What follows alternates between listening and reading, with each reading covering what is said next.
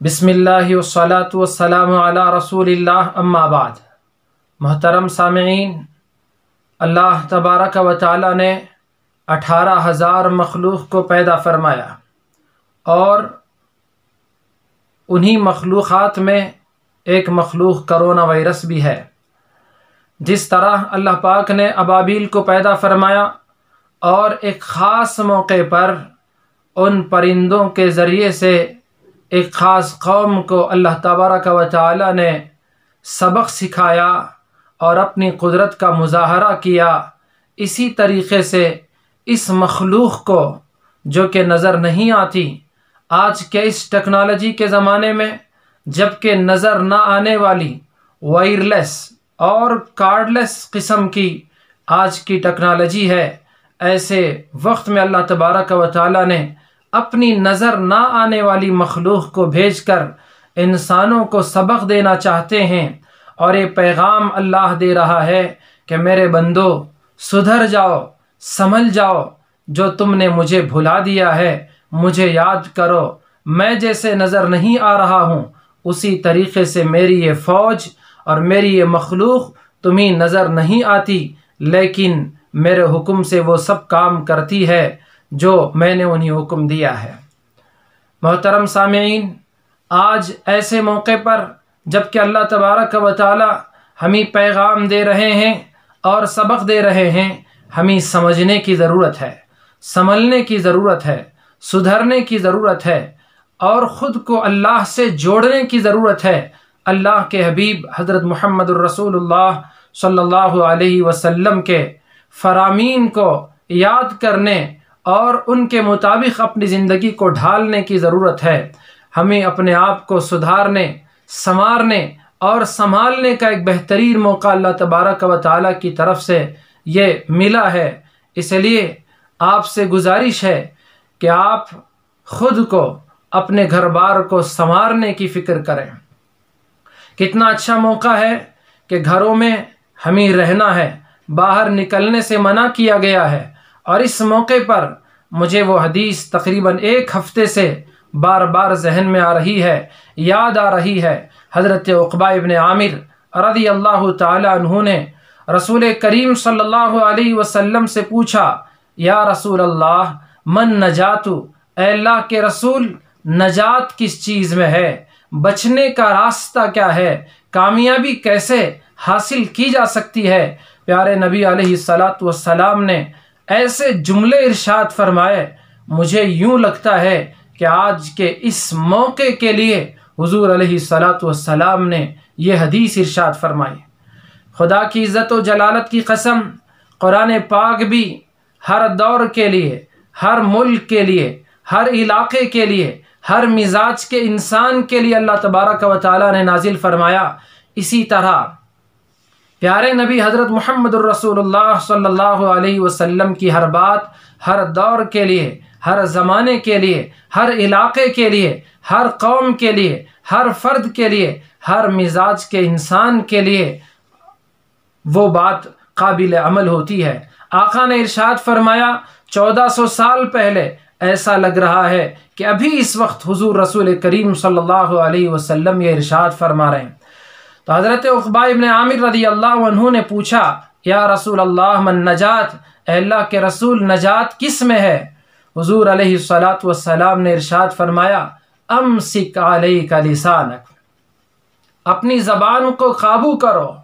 امسک علیک لسانک، یہ زبان وہ ہے، اس سے نہ کسی کے ناخن کاٹے جا سکتے ہیں، نہ ہاتھ کاٹے جا سکتے ہیں، نہ کوئی چیز کاٹی جا سکتی ہے، لیکن جب زبان چلتی ہے تو اس سے دلوں کو چیر دیا جاتا ہے، دلوں کے ٹکڑے ٹکڑے ہوتے ہیں۔ آقا نے فرمایا اس زبان کو قابو میں رکھو۔ حضرات علماء نے فرمایا، مسجد کو نہ آؤ، گھروں میں نماز پڑھو۔ ہم نے وہاں چیمی گوئیاں شروع کر دیں کہ کیسے مفتیان ہیں، کیسے علماء ہیں، مسجد کو آنے سے روک رہے ہیں۔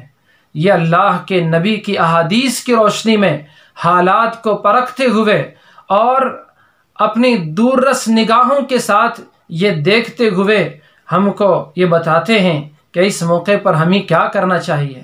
اس لیے کہ حدیث پاک میں رسول اللہ صلی اللہ علیہ وسلم نے ارشاد فرمایا، حضرت ابو سعید خدری رضی اللہ تعالیٰ عنہ راوی ہیں، آقا نے فرمایا لا ضرر ولا ضرار، نہ خود نقصان اٹھاؤ اور نہ کسی کو نقصان پہنچاؤ۔ اگر مسجد کو آنے والا بیمار آدمی بیماری لے کر آئے تو یہ اس کی وجہ سے اس وقت جو مسجد میں دوسرے آتے ہیں ان کو اگر بیماری لگتی ہے تو یہ نقصان پہنچانے والا ہوا، اور اگر اس کو بیماری نہیں ہے، یہ مسجد کو جا رہا ہے اور وہاں کوئی بیمار آدمی وہاں آیا، اس کی وجہ سے اس کے اندر بیماری آئی تو یہ خود نقصان اٹھانے والا ہے۔ پیارے نبی نے فرمایا لا ضرارا، نہ خود نقصان اٹھاؤ، ولا ضرارا، نہ کسی کو نقصان پہنچاؤ۔ ذرا سوچیں، وہ مذہب اسلام، وہ شریعت جس میں کچی پیاز کھا کر مسجد کو آنے سے منع کیا گیا، اس لیے کہ اس سے انسانوں کو بھی تکلیف ہوتی ہے اور اللہ کی مخلوق فرشتوں کو بھی تکلیف ہوتی ہے، بھلے وہ اسلام کوئی ایسی بیماری جو دوسروں کو لگ سکتی ہے وہ بیماری لے کر مسجد کو آنے کی کہاں اجازت دے سکتا ہے۔ تو حضرات علماء نے فرمایا کہ آپ مسجد کو نہ آؤ، گھروں میں نماز پڑھو، انتظار کرو اذان کے وقت کا، جیسے ہی اذان ہو فوراً نماز کا اہتمام کرو۔ جمعہ کا موقع ہو تو اس وقت بھی وہ تمام سنت پر آپ عمل کریں جو سنتیں دیگر جمعوں کے موقع پر ہم ان پر عمل کرتے ہیں، مثلا غسل کرنا، پاک صاف کپڑے پہننا، تیل لگانا، کنگھا کرنا، خوشبو استعمال کرنا، اس ساری چیزیں جو جمعہ کی سنتیں ہیں، مسنون اعمال ہیں، وہ تمام اعمال کریں۔ سورہ کہف کی تلاوت ہو، کثرت سے درود پاک کا اہتمام ہو، لیکن جمعہ کے وقت مسجد نہ جائیں۔ جیسے ہی جمعہ کی اذان ہو اپنے گھر میں تنہا ہو یا 2 آدمی ہوں ظہر کی نماز انفرادی طور پر پڑھیں، اور اگر 3-4 آدمی گھر ہی کے افراد، ایسا نہیں کہ پڑوس سے باہر سے کسی کو بلا لیا، اپنے ہی گھر کے افراد ہوں تو آپ جمعہ کے خطبہ اور جمعہ کی 2 رکعات نماز، اگر مرد بالغ 4 افراد ہوں گھر میں تو اپنے ہی گھر کے افراد کے ساتھ آپ جماعت کر سکتے ہیں۔ تو یہ اسلام کی تعلیم ہے۔ تو میں عرض کر رہا تھا رسول پاک علیہ الصلاۃ والسلام نے ارشاد فرمایا امسک علیک لسانک، اپنی زبان کو قابو کرو، اور دوسری بات آپ نے فرمائی ولیسعک بیتک، تمہارا گھر تمہارے لیے کافی ہو جائے، تمہارا گھر تمہارے لیے وسیع ہو جائے۔ اب تو ہم گھر سے باہر جا بھی نہیں سکتے، ایک تو بیماری کا اندیشہ اور خطرہ، اور دوسری بات محکمہ پولیس کی طرف سے سختی بھی کہ وہ ہمیں پابند بنا رہی ہے کہ آپ اپنے گھر میں رہیں، سیف رہیں، محفوظ رہیں۔ تو ہماری بھی ذمہ داری بنتی ہے کہ ہم اپنے گھروں میں رہیں اور ہمارا گھر ہی ہمارے لیے کافی ہو جائے۔ کتنے بیویوں کو شکایت تھی کہ ہمارے شوہر ہمیں وقت ہی نہیں دیتے، کتنا سنہرا یہ وقت ملا ہے، بہترین موقع ملا ہے کہ آپ اپنے گھر میں اپنے گھر والیوں کا کام میں ان کا ہاتھ بٹائیں، ان کا ساتھ دیں۔ پیارے نبی علیہ السلام کی عظیم سنت پر عمل کرنے کا موقع مل رہا ہے۔ بچوں کو شکایت تھی کہ ابا ہمارے لیے وقت نہیں دیتے، خصوصاً وہ بچے جن کے ماں اور باپ دونوں ڈیوٹی کرتے ہیں، ان کے لیے تو کوئی موقع ہی نہیں تھا کہ اپنے گھر کے لیے وہ وقت دیتے۔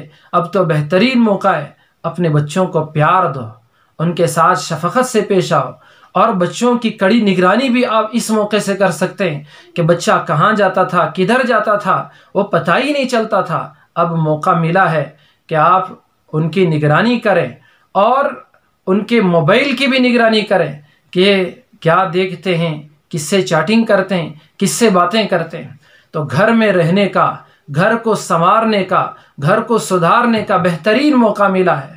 یہ چھوڑ کر کچھ ہمارے ایسے نوجوان جو گلی کوچوں میں وقت بیکار گزار رہے ہیں، جماعت کی شکل میں نکل رہے ہیں، اکٹھے ہو رہے ہیں، چوراہوں پر کھیل رہے ہیں، آپ کی اس نازیبا حرکت کی وجہ سے تمام مسلمان بدنام ہوتے ہیں۔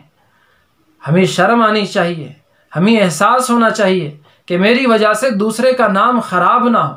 جب مسجد کی جماعت ہی کو روک دیا گیا تو میدانوں میں جمع ہونا، کہیں اکٹھا ہو کر کھیل کود میں مصروف ہونا، پولیس سے لاٹھی کھانا اور پھر بھاگنا، جس کی وجہ سے محکمہ پولیس کو بھی پریشانی اٹھانی پڑے، آپ کے ماں باپ کو بھی پریشانی کا سامنا کرنا پڑے۔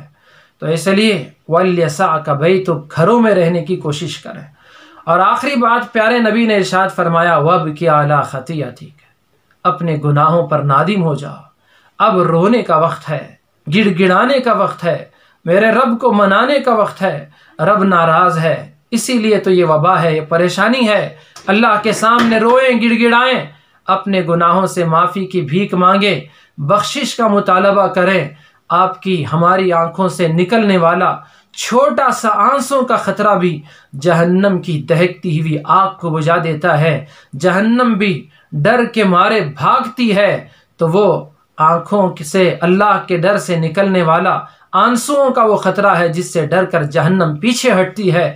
موقع ہے اپنے دن کے کیے ہوئے گناہوں کو بھی یاد کر کے روئیں، اور راتوں میں کیے ہوئے گناہوں کو بھی یاد کر کے روئیں، تنہائی کے بھی، مجمع کے بھی، اندھیرے کے بھی، اجالے کے بھی، تمام گناہوں کو آپ یاد کر کے روئیں۔